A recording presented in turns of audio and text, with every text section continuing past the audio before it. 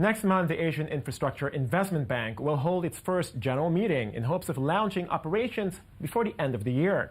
And with a 30% share, China will be the largest of the 57 participating countries. To understand the implications of this for the global economy, we're joined by Clarity Capital analyst Sam Chester. Mr. Chester.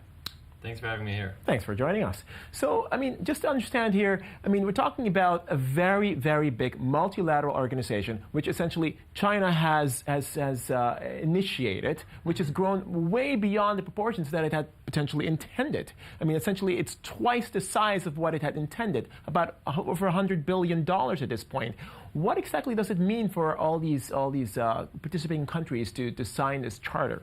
So to give some background to the story, China's been very active in funding infrastructure in China domestically, in Asia continentally, and overseas, in Africa and other places for many years. It's part of the rise of China globally. It's part of what has boomed, so to speak, the China economy. And it's part of China. It's part of China's brand. You look at many individual countries, and you can see examples where, for instance, in Egypt, in Indonesia, and Israel, trying to get Chinese funding to build infrastructure projects. What China's been trying to do now with the Asia Infrastructure Investment Bank, the AIIB, is they're trying to set up what they've been doing in different ways for a number of years in a multilateral framework, which will give China more influence and essentially be a competition to establish global brands such as the World Bank and the Asia Development Bank. So what the AIIB is designed to do is to give a framework to some of what China's been doing, to draw in players from around the world while still maintaining Beijing's leading edge. And it's really all just come together in the last few months. Right. March 31st was the deadline for members to join. 57 countries around the world joined by then. Pretty much every single country in Asia,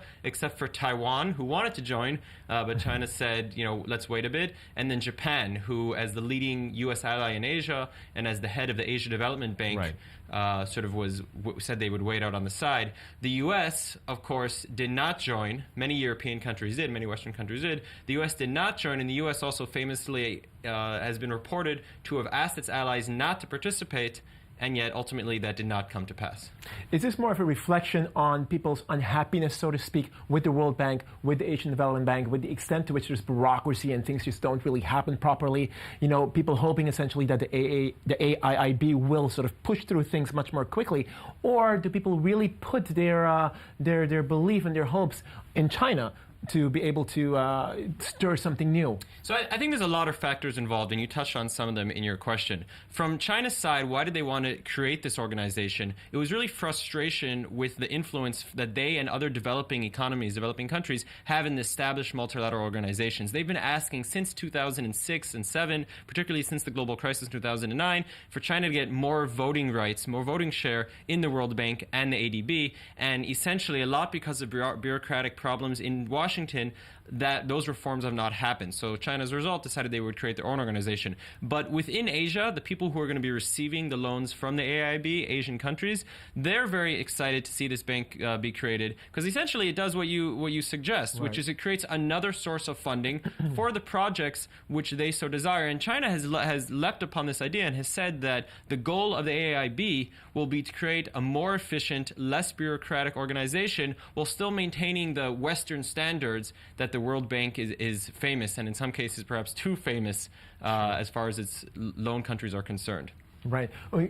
It's undeniable that the U.S. and Japan at this point, may be kicking themselves for not having joined, considering that most of their allies are involved. For sure. Well, what's really interesting is on two levels. One, U.S. allies in the beginning were not joining, and then in the middle of March, 15 days before the deadline that China had set to become a founding member, all of a sudden the U.K., a major U.S. ally, joined. And once the U.K. joined, the fox was out of the bag, and other U.S. allies rushed to join as well. Japan, though, held steady. As recently as just 2 weeks ago, the Japanese Prime Minister said at a big conference in Asia that Japan will actually give $100 billion more into Asian infrastructure investment. Clearly a shot across the bow at Beijing, saying, okay, China's raised its investment in its infrastructure commitment by $100 billion. Well, Japan will do that as well in the Japanese Multilateral Framework Bank, which is the ADB. So there's clearly a rivalry emerging on this issue between Tokyo and Beijing, and Washington lurking behind. The last thing I would say is that for local countries in Asia that are looking to get money and funding, they're the ones who are going to win out on this. Competition, more funding, more projects. Very exciting stuff happening. Sam Chester from Clarity Capital, thanks for joining us on the show. It's great. Thank you.